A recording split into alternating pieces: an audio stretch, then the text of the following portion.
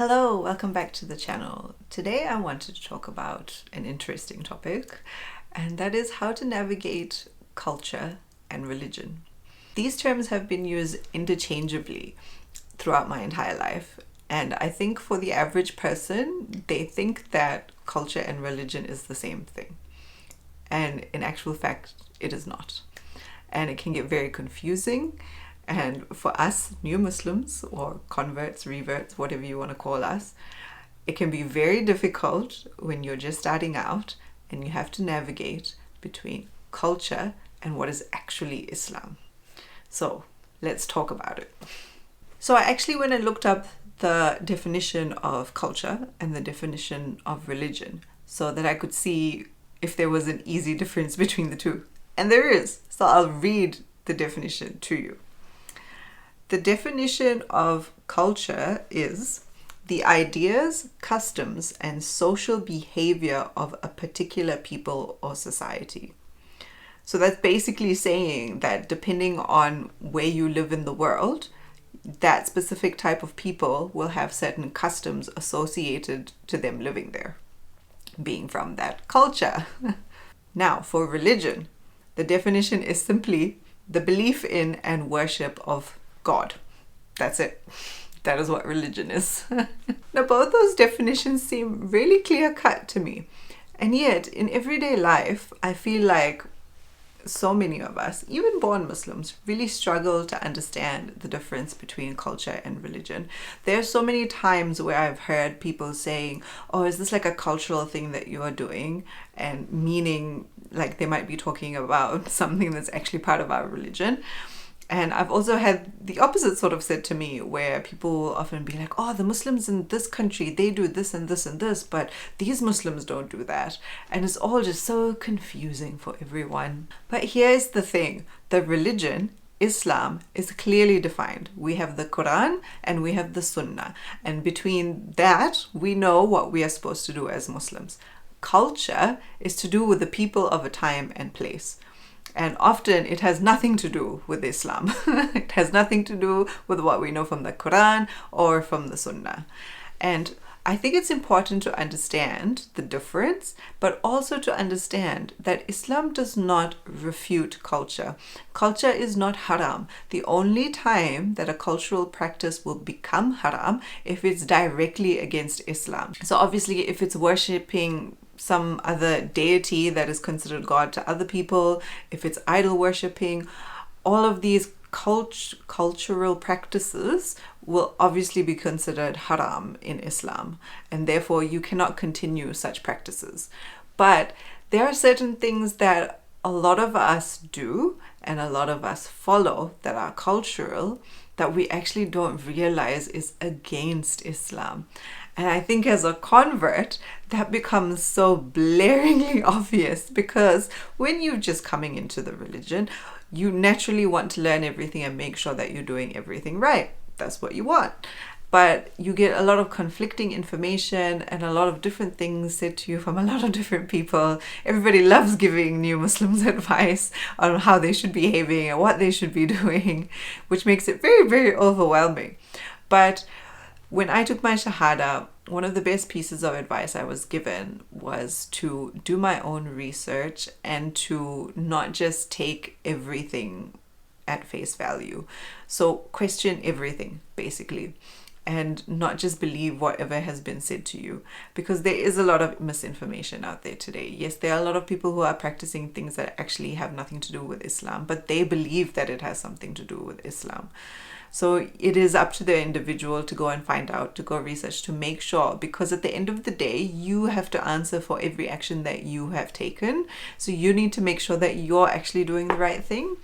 So as I said, when I first came into Islam, that was a great piece of advice that was given to me. A second piece of advice that was given to me was that when people suggested things to me, that I should say, thank you for the suggestion, and leave it at that, even if it was a terrible suggestion, even if it was something that was fully against what I should be doing. And I think that was really good advice, because it didn't start an argument, because so often, like, it would end up in an argument if somebody was telling you to do something that wasn't necessarily Islamic but was cultural. It had cultural value to that person, whatever their culture was. And if I were to automatically be like, no, that's not Islam because of X, Y, and Z, and I'm not going to do that, that particular cultural thing that they were doing is not even against Islam, it's just not Islam itself, then, that would probably lead to an argument. The thing is, I could just say, hey, thank you for your suggestion, and I don't have to practice that if I don't want. It's not fard upon me to perform other people's cultural practices. I already know what's fard based on the Quran and the Sunnah, so let's not get into an argument over nothing. But it becomes very, very difficult to filter through everything, because it is true that Muslims around the world are completely different, because we belong to so many different cultures. The Muslims from the Arab parts of the world, they have a lot of different cultural things that they do, which is completely different to what Desi Muslims or Muslims from the Indian subcontinent. They practice a lot of things that are completely different. Where I come from in South Africa, Muslims practice things that are completely different. So every part of the world has different cultures. Therefore, you can't say that Islam has its own culture, because it does not. We have a religion and we have various cultures depending on where our people come from. And over the years, culture has definitely bled into religion. And this is the part where I think we all need to be careful. As I said, Islam didn't come to remove culture. It came to remove bad practices. Like, at the time of the Prophet, peace be upon him, it was culturally acceptable to bury baby girls. Now, obviously, that is not something that we want to do, and that is not something that is okay. And Islam came to correct that. That was a cultural practice at the time of the people from that area. That was the norm for them. And Islam came to say, no, that this is wrong and you should not be doing this. There are some cultures in the world where it has become the norm for the groom to have a certain amount of gold to give the bride on the wedding day. And when I say certain amount, I mean it's like a lot, like a really large amount. And what has happened as a result is that a lot of people have actually put off marriage because they cannot afford to have that much gold to give the bride as a gift. And it's just become the norm in that part of the world, or in that culture, should I say. So we know that technically in Islam, this is not what is said. We know for a fact that during the marriage that the groom is to give the bride a gift. However, it is not specified what that gift should be. It merely says that she can ask for what she wants to ask for. So during the time of the Prophet, peace be upon him, a lot of brides would ask for things as simple as the recitation of the Quran. Literally the recitation of the Quran as their gift. And it's called a meher, this gift that I'm talking about that comes from the groom to the bride. And so a lot of brides would ask for that, or they would ask for something really simple. It doesn't have to be buckets and buckets and buckets full of gold. So, it's us today, it's culture today that has actually made it difficult for people to get married, because we have said, no, if you want to get married, you need to have X amount of gold to give to the bride, or else this marriage will not happen. And I'm like, okay, clearly Islam does not say that this is the case. And just a quick little note here to my sisters. It is totally within your right to ask for whatever you want as your meher, as your gift. But think about it seriously. This is going to be the way in which you start off your relationship with your husband. If you know for a fact that, mashallah, he's a very hardworking man, but he does not have a ton of money, do not ask for $1 million. Do not ask for bucket loads of gold. Don't make it difficult for him. You don't have to ask for something massive. You can ask for something simple. You can ask for $100. You can ask for $50. You can ask for a piece of jewelry. You can ask for a little holiday away. There's so many things that you can ask for. It does not have to be a certain amount of money. It does not have to be a certain amount of gold. It doesn't even have to be something physical. If you want the recitation of the Quran as your meher, you go ahead and ask for that. It is a gift between the husband and the wife. It's got nothing to do with anybody else. In fact, nobody else gets to dictate what the bride should ask for. All of these cultural practices have bled into this, and there are so many instances where brides are forced to ask for certain amounts of money, being forced by their family to ask for that, and those brides don't even see that money. The money doesn't even come to them. All of this is haram. This is actually haram, because it is her right and it's supposed to be her gift. If out of the grace of her heart she decides to give some of it away, that is her choice. But you cannot force her to give her meher to you. You can't do that. You cannot do that. And this happens so often today. And so this is what I mean, that we all need to understand the difference between culture and religion. All of us, because when it comes to our time to get married and people start telling us these things, that you need to have like $10,000 worth of gold, and if he doesn't have that, you can't even consider him for marriage. No, Islam does not say that. You don't have to listen to what they are saying about that. It is your choice entirely about what you choose as your meher, and be sensible about what you ask for, because remember, this will be the start of your relationship. You do not want to start the relationship off poorly. Another example of something I see quite often is a lot of people, and it's not just Muslims who do this, and this is why you can see it has bled into Islam. There are a lot of parts of the world where you will see people who have jewelry like rings, necklaces, or even like little ornaments on their rearview mirror in their car that have this little blue eye on it. It's supposed to ward off evil eye. There are a lot of people who wear these charms or necklaces because they believe that by wearing it, it will ward off evil eye and they will be protected. This is 100% against Islam, and it actually falls into the category of shirk. And so many of us do not know this. And when I first saw this, I was like, oh my God, like, this is not good. We should not be doing this. Like, this is really bad. And the reason that it is really bad is because if you think about it, if you stop to think about what you're actually doing, you are relying on an inanimate object to protect you from evil eye. When you know for a fact, the only one that can protect you from anything is Allah subhanahu wa ta'ala. So this is why it becomes shirk, because you are relying on something other than Allah to protect you. And obviously that is not what our religion tells us. Our religion tells us that only Allah can protect you from anything. And when it's some things to do with evil eye and ain and things like that, we already know what is prescribed for us from our actual religion to do. There's certain surahs you can recite, etc., etc.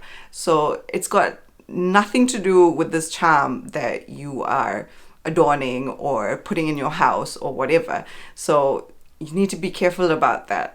This is just one example that I see a lot, but think about all the things that you are doing that might fall into that category, because I see a lot of us doing this because we haven't realized, and it has just become the norm in our part of the world or amongst our families or amongst our culture, our people. And so we don't even stop to think about it. We're like, yeah, every house has, one of these blue eyes on it. Like, all of us have this. So, it's just something we've grown up doing. So it must be Islam. It's actually not. It's not Islam, especially with something like this when it's shirk. Shirk is bad, guys. Like, out of all of the things that we do wrong, shirk is really, really bad. So this is what I mean by understanding the difference between culture and religion. You can do whatever cultural practice it is from your culture as long as it does not go against Islam. But the second problem that comes from this is, over the years, many of us have started to make our cultural practice something that is fard in Islam, and that is definitely not right. As I said before, we already know what is obligatory for us. We have the Quran, we have the Sunnah to tell us that. We cannot add something from our culture into the deen and start calling it the deen and start expecting everybody else to practice it. This is the part where we need to start understanding what culture is and what religion is, and knowing that the two are not the same and that we are not obliged to perform cultural practices. If we want to do it, if it's something that we have the means to do, and it is not going to go against Islam, then hey, that's fine, go ahead. But we should never ever feel forced to do something that is a cultural practice that we do not want to do. There are so many instances where I've come across people who have felt this way. And it's not just new Muslims, it's people who are born Muslim that also have this trouble, because we all come from such different cultures. And I think that our parents and the generations before us are fearful that they will lose their culture. And so they become very strict on their children, telling their children to carry on these cultural practices because of their fear of losing their culture. And like I said, there's nothing wrong with culture. It doesn't necessarily mean that it's bad, but yes, you need to question everything that you are doing. You need to question it. You need to make sure that it is not against Islam. You need to make sure that it's not a form of shirk, because it is so common today that there are so many things that are culturally acceptable that is actually forms of shirk, but we haven't realized it, and we've fallen into the trap of just doing what everybody else around us is doing, thinking that this is Islam, so it's all good. But we haven't stopped to think, actually no, is this okay? Is this acceptable for me to do, or could this be considered shirk? So you question everything. That advice that was given to me 11 years ago still stands with me today. Question everything. I do not know everything. I do not know everything about Islam. I do not know everything about other people's culture. So even today, when people come to me and make suggestions about things that they feel I should do, whether I go to them for advice about something that's going on in my life, and if they give me advice, I will always go and do my research. I will always go and question. If I see certain practices happening around me, I will go and research and find out where it came from. Is this actually Islam? Is this something that I should be doing? I never ever immediately just follow. And it's not a sign of disrespect. I'm not saying that. What I'm saying is that I need to be sure. As a convert, I've come from a faith where I've had to practice things that I did not understand, and I've never ever liked that. I've never ever liked that. And the thing that I love about Islam is that everything is clear cut. We are already told what is fard. We are already told what is expected of us.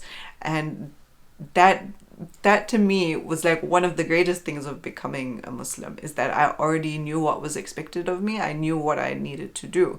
When I see culture and religion starting to blend together and people being forced to do things that are not Islam, that's when things start getting a little bit heated. That's when I'm just like, ooh, okay, maybe we shouldn't be doing that. Maybe we shouldn't be encouraging people to do that, because it's not actually fired upon us to do that. So my advice stands. The best advice that I was given when I first became a Muslim: 1, question everything, go and do your research, because you are the one who has to answer for your actions, nobody else. You can't go and blame somebody else in the day of judgment, be like, oh yeah, they told me this, that's why I did it. It's upon you. You have to go and find out. And 2, when people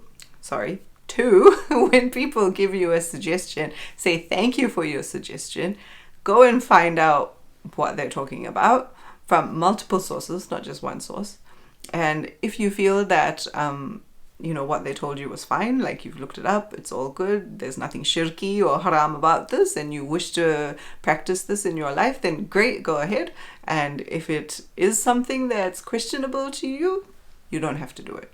As I said, we already know as Muslims what is obligatory for us, what we need to do in our lives. We are already told from the Quran and the Sunnah. So that's pretty clear. Everything else, there are resources for us to find on what we should do about that. And when you are looking up information, when you are trying to find out what is correct, I would say don't ever just look at one source. Go to reputable sources. Don't go to like Wikipedia or Islam QA or anything like that. And also try to get to know knowledgeable people in your community. Like if you have a sheikh, if you have a sheikha or a scholar or someone that you know in your community, go and approach them and ask them, and take multiple opinions. Don't ever just go to one person and just take what they say as fact. As respectable as that person can be. We are all flawed. We can all make mistakes. Some of us might have an incorrect understanding and we don't realize that what we have done is incorrect until much later. And if we have gone and advised someone and they're now doing that same incorrect thing, like, you know, this is going to keep going. So as respectable as the person is, always get multiple opinions.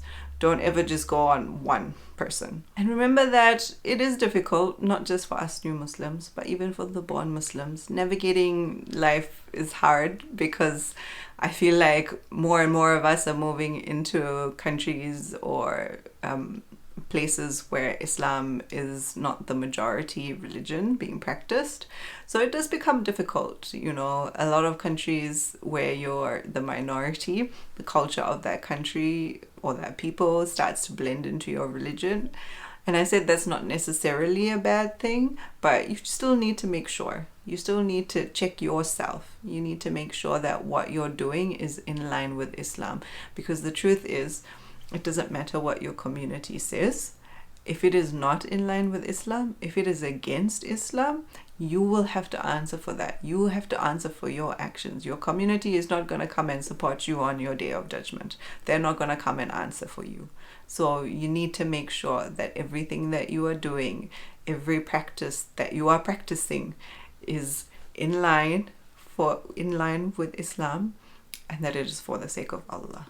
So I hope that this has helped you. I hope you've benefited from this video in some way. I'll catch you in the next one. Bye for now.